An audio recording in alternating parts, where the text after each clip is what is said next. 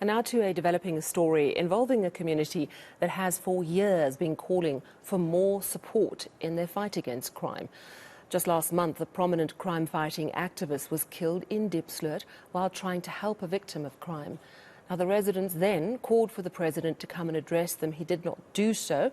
Protests were held, and just recently, community leaders were arrested. They were later released. Well, now the people of Diepsloot are once more asking for the president's attention, and they are at the Union Buildings in Pretoria this evening. Our reporter Heidi Giokos is there as well, and she joins us now. So, Heidi, you were mentioning to me just before we went on air that there is a group from Diepsloot that has actually been granted access to the Union Buildings. Of course, we know that President Ramaphosa is currently in Russia.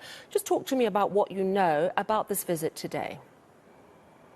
Yes, so we do understand that about 3 or 4 community leaders from Diepsloot arrived here just after 3 o'clock this afternoon, Sally, and they did indicate that they would like to meet with any official at this particular point to get an understanding as to why their memorandum has not been attended to. One must remember that a couple of weeks ago we do understand that again community members decided to come to the Union Buildings calling for President Cyril Ramaphosa to intervene urgently. This is an area that, of course, has been crying out for urgent intervention and basically claiming that the police have failed the community. The police are never there. There's no police visibility. We do know, as you mentioned, that crime activist really losing his life, and that, of course, further sparked that protest action in Diepsloot. So we do know that community leaders are currently inside. It's now 6 o'clock, so they've been here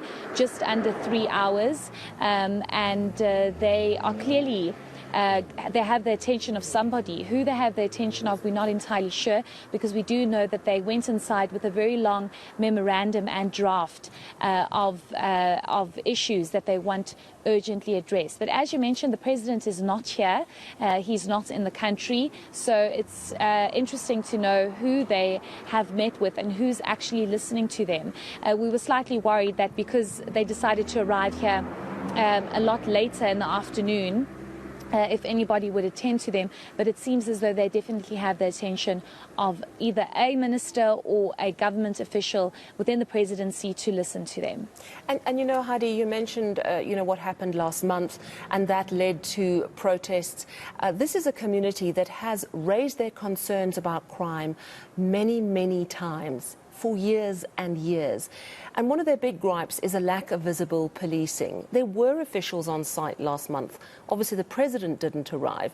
But do you know from, if you were able to talk to any of the people who were there this afternoon, whether there's been any positive improvement, whether it's visible policing, more police on the streets of Diepsloot, anything to give them a sense of hope and also being heard?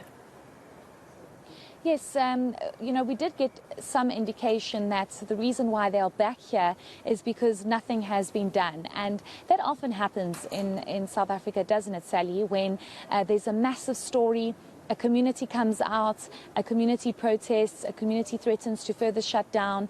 There is some sort of promise or engagement from a government official or a minister, and then the story dies down. But in this particular case, you have Diepsloot community leaders saying, not here. We are going to continue until something is urgently done about this. And I cannot confirm exactly if the police visibility has gotten better in Diepsloot, because as you mentioned, that was one of the biggest issues from the Diepsloot community, to say there is no police visibility, and suddenly when there's a protest and a shutdown, then there's suddenly hundreds of police deployed to the area. But it seems as though that main issue has not been addressed, and this is why they've decided to come back here amongst a number of other issues that they of course want urgently addressed. I'm very curious to know why it's taking so long, though, because as I mentioned, they went in just after 3 o'clock and now it's just after 6 o'clock. So they are obviously getting the attention of officials, and we'll just have to wait and see what exactly is done about it. But I just want to mention also, Sally, that when those community members were arrested and, of course, granted bail not so long ago, they did indicate that they will not back down just because they were arrested. They did indicate that if the issues remain, the protest and the shutdown will continue. So what happens tomorrow, depending on what comes out of this engagement with government officials, is definitely going to be telling.